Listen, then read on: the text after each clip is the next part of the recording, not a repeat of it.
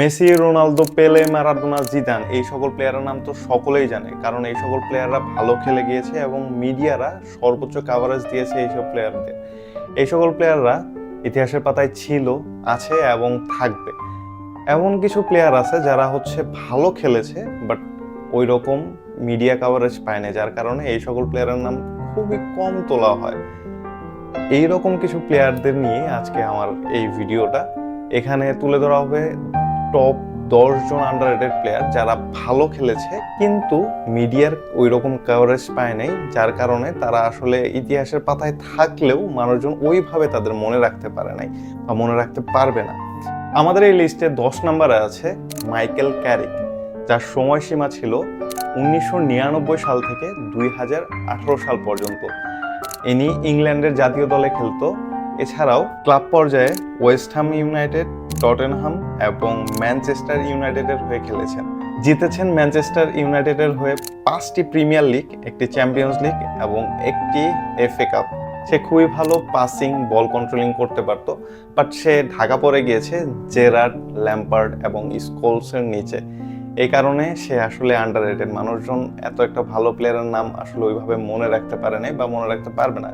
শুধুমাত্র কিছু সংখ্যক প্রকৃত ফুটবল ফ্যানরাই হয়তো তার নামটা মনে রেখেছে।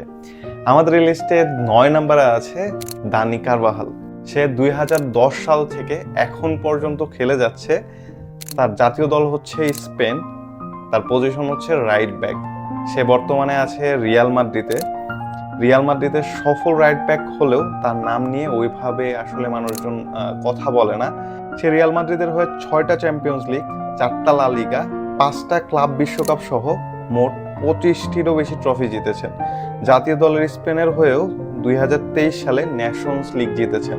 দানি কারভাহালের খেলা দেখলেই বোঝা যায় সে আসলে কতটা কনসিস্টেন্ট, রিয়াল মাদ্রিদের জন্য সে কতটুকু ডেডিকেটেড ছিল, কতটা ভালো খেলেছে। তারপরও আসলে তার নাম নেই রাইট ব্যাক হিসাবে। সে যেটা ডিজার্ভ করে সেই রকম প্রপার লাইমলাইট সে পায় না।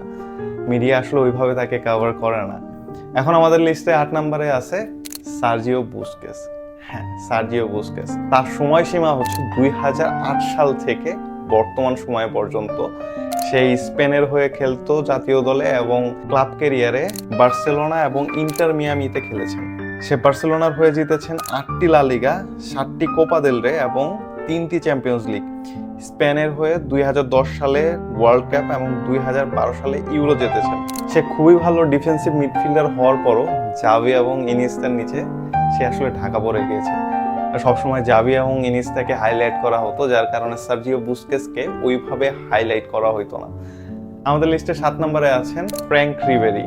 তার ক্যারিয়ারের সময়সীমা 1999 সাল থেকে 2023 সাল পর্যন্ত। তার ন্যাশনাল টিম ফ্রান্স এবং সে ক্লাবের হয়ে প্রথমে খেলতো গালাতাসারাই, দেন মার্সেই, তারপর বায়ার্ন মিউনিখ এবং ফ্লোরেন্তিনাতেও খেলেছেন।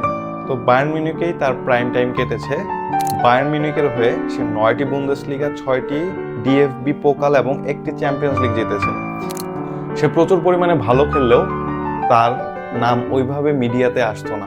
সে 2013 সালে ব্যালন ডি অর ডিজার্ভ করলেও রোনালদোর কাছে সে হেরে যায়।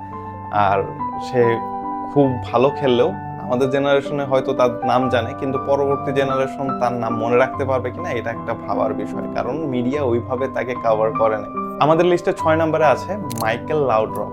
তার ক্যারিয়ার ছিল 1981 সাল থেকে 1998 সাল পর্যন্ত। সে ডেনমার্কে জাতীয় দলে খেলেছে এবং ক্লাব পর্যায়ে Lazio, Juventus, Barcelona, Real Madrid এবং আয়াক্সের হয়ে খেলেছেন। সে বার্সেলোনার হয়ে 4টি লা লিগা, একটা ইউরোপিয়ান কাপ এবং রিয়াল মাদ্রিদের হয়ে 1টি লা লিগা জিতেছেন। সে দারুণভাবে প্লে মেকিং করতে পারলেও সে আসলে ব্যালন ডি অর জিততে পারে নাই বিদায় সে ইতিহাসে ঢাকা পড়ে গিয়েছে। তাকে নিয়ে মিডিয়ারা ওই রকম কথাবার্তা বলতো না, যার কারণে তার নামটা আসলে আমরা ওইভাবে জানি না, কিন্তু সে একজন লিজেন্ড প্লেয়ার। আমাদের লিস্টে 5 নম্বরে আছেন থমাস মুলার, যে কিনা 2008 সাল থেকে এখন পর্যন্ত খেলে যাচ্ছে। তার জাতীয় দল জার্মানি এবং সে বায়ার্ন মিউনিখের হয়ে খেলে যাচ্ছেন। বায়ার্ন মিউনিখের হয়ে সে 11টি বুন্দেসলিগা, 6টি ডিএফবি পোকাল এবং 2টি চ্যাম্পিয়ন্স লিগ জিতেছেন। জার্মানির হয়ে 2014 সালে ওয়ার্ল্ড কাপ জিতেছেন। থমাস মুলার এত ভালো খেলার পরও সে আসলে সুপারস্টার মর্যাদা পায়নি। সে বায়ার্ন মিউনিখে যতটা নাম আছে কিন্তু পুরা ওয়ার্ল্ডে তাকে নিয়ে ওই রকম কথাবার্তা বলা হয় না এবং মিডিয়াও তাকে ওই রকম কাভারেজ দেওয়া হয় না। আমাদের জেনারেশন জানি যে বায়ার্ন মিউনিখের থমাস মুলার কতটা ভয়ানক, কিন্তু পরবর্তী জেনারেশন কি এই জিনিসটা জানবে। আমাদের লিস্টে 4 নম্বরে আছেন লিলিয়ান থুমার, যার সময়সীমা ছিল 1991 সাল থেকে 2008 সাল পর্যন্ত। ফ্রান্সের জাতীয় দলে খেলেছেন এবং ক্লাব পর্যায়ে মোনাকো, পারমা, জুভেন্টাস এবং বার্সেলোনার হয়ে খেলেছেন। ফ্রান্সের হয়ে 1998 সালে বিশ্বকাপ জিতেছেন এবং 2000 সালে ইউরো জিতেছেন। এখনো ফ্রান্সের হয়ে সবচেয়ে বেশি ম্যাচ খেলার রেকর্ড আছে তার নামেই, 142টি ম্যাচ। সে ডিফেন্ডার হিসাবে অনেকগুলো বড় জয় দেখার পরও তার নাম ইতিহাসের পাতায় লেখা নেই, কারণ তার ব্যক্তিগত কোনো ট্রফি নাই, যার কারণে তাকে সুপারস্টার তকমাটা দেওয়া হয় নাই। হয়তো ওই সময় দেওয়া হয়েছিল, কিন্তু এখনকার সময় তাকে কয়জনে চেনে। আমাদের লিস্টে 3 নম্বরে আছেন ইভান রাকিটিচ, যে কিনা 2005 সাল থেকে এখন পর্যন্ত খেলে যাচ্ছেন। সে হচ্ছে জাতীয় দলে ক্রোয়েশিয়ার হয়ে খেলেছেন এবং ক্লাব পর্যায়ে সেভিয়া, বার্সেলোনা হয়ে খেলেছেন। বার্সেলোনার হয়ে একাধিক লা লিগা, কোপা দেল রে এবং 2015 সালে চ্যাম্পিয়ন্স লিগ জিতেছেন। 2018 সালে বিশ্বকাপে ক্রোয়েশিয়ার হয়ে ফাইনালে উঠেছে। ইভান রাকিটিচ যথেষ্ট পরিমাণ ভালো খেলার পরও মেসি, ইনিয়েস্তা এবং জাতীয় দলে লুকা মডরিচের ছায়ার নিচে পড়ে তার নামটা বিলীন হয়ে যাচ্ছে। ইভেন বিলীন হয়ে গিয়েছে অলরেডি। যতদিন বার্সেলোনায় ছিল ততদিন তার নাম ডাক ছিল, তারপরেই আসলে ইভান রাকিটিচ হারিয়ে গেছে। আমরা হয়তো তাকে চিনি, কিন্তু পরবর্তীতে কয়জনে তার নাম মনে রাখে এটাই আসলে ভাবার বিষয়। ফুটবলে অনেক ধরনের প্লেয়াররা আসে, কিন্তু কয়জনের নামই মনে রাখা সম্ভব। আমাদের লিস্টে 2 নম্বরে আছে ক্লারেন্স সিডর্ফ। 1992 সাল থেকে 2014 সাল পর্যন্ত তিনি খেলে গিয়েছেন। তিনি ছিলেন নেদারল্যান্ডের জাতীয় দলের প্লেয়ার এবং ক্লাব পর্যায়ে খেলেছেন Ajax, Real Madrid, inter Milan, AC Milan এবং বোটাফেগোতে। ইতিহাসের একমাত্র প্লেয়ার যিনি কিনা 3টা ভিন্ন ক্লাবের হয়ে চ্যাম্পিয়ন্স লিগ জিতেছে। ক্লাব 3টি হচ্ছে আয়াক্স, রিয়াল মাদ্রিদ এবং এসি মিলান। তার অর্জনগুলো অসাধারণ হলেও বিশ্ব তাকে মিডফিল্ডারের উচ্চ পর্যায়ে নিয়ে যেতে পারেনি, তাকে ওইভাবে লাইমলাইটে নিয়ে যায়নি।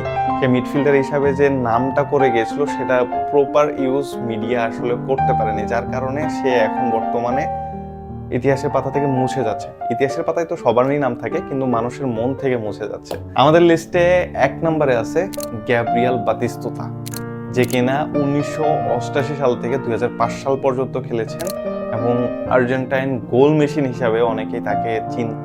সে জাতীয় দলে আর্জেন্টিনার হয়ে খেলেছে এবং ক্লাব পর্যায়ে ফ্লোরেন্টিনা, রোমা এবং ইন্টার মিলানে খেলেছেন। আর্জেন্টিনার হয়ে 56টি গোল করেছেন, যা দীর্ঘ সময় পর্যন্ত হায়েস্ট ছিল এবং 1991 এবং 93 সালে আর্জেন্টিনার হয়ে কোপা আমেরিকা জিতেছেন। সে গোল মেশিন হিসাবে খ্যাত হওয়ার পরও তার নাম আসলে মিডিয়াতে ওইভাবে আসে নাই, কারণ হচ্ছে সে ওইরকম বড় কোনো ক্লাবে খেলে নাই।